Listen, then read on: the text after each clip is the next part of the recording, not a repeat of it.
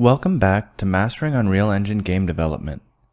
Now that we've got a basic understanding of many of the fundamental features present within the engine and some of the various tools within the engine's C++ API, let's create a small demo application which will put together many of these concepts. From this point forward, we'll start off from a blank project. Go ahead and back up or remove all the previous work we have done, or create a new project to start from. As mentioned at the beginning of this course, setting up models and animations is outside the scope. With that being said, alongside this video is a download to an assets.zip file which contains all the character models and animations we'll be working with, as well as the animation blueprints that we'll be utilizing for this section. To import these files into your project, extract the contents to your project root folder/content and restart your editor. With that done, let me introduce you to what we'll have by the end of this section. You'll see the demo running on screen while I discuss what's going on. Firstly, we'll have a character spawn in the world which you can control using the mouse and keyboard or the gamepad. You'll be able to jump, fire, and rotate the camera. The world the character will spawn into will be a simple level with multiple physics-enabled spheres that you'll be able to push around with your character or shoot to launch. You'll also gain an understanding of some of the interesting interactions you can create between various collision shapes within the physics engine. All that being said, let's jump in. In this video, we'll be looking into exploring and placing various objects available in the Starter Content folder, exploring and applying various materials available in the Starter Content folder.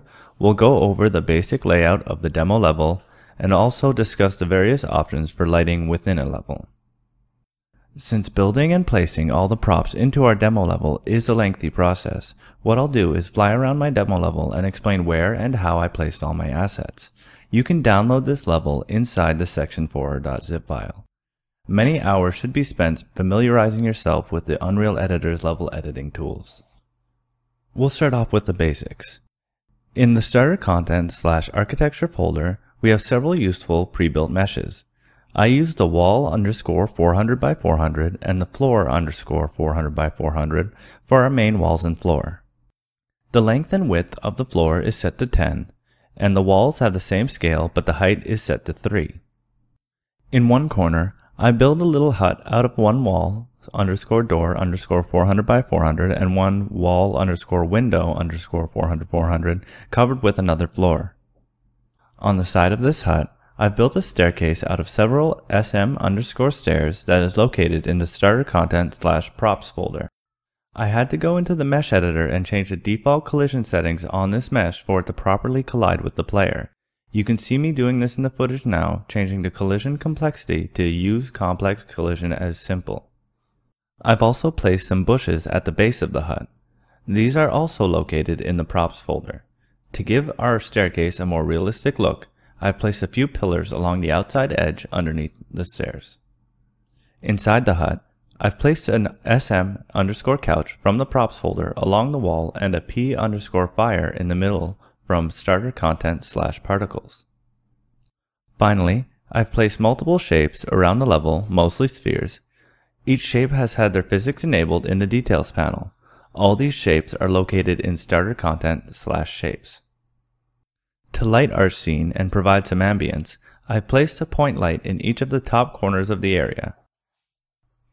Outside the area, I've placed a directional light pointing straight down into the scene. I've also placed a BP sky sphere in the level with a sun height to -1 to make it a night scene. I've also added a player start location on the top of my hut to instruct the engine on where we want to spawn our character. Finally, the last thing I've placed, which is not pre-built for us, is place a moon high above the scene.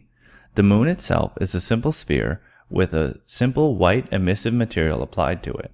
You can see this on the screen now. As for texturing our scene, in the Starter Content/materials folder, there are many good-looking materials for us to choose from to apply to our scene.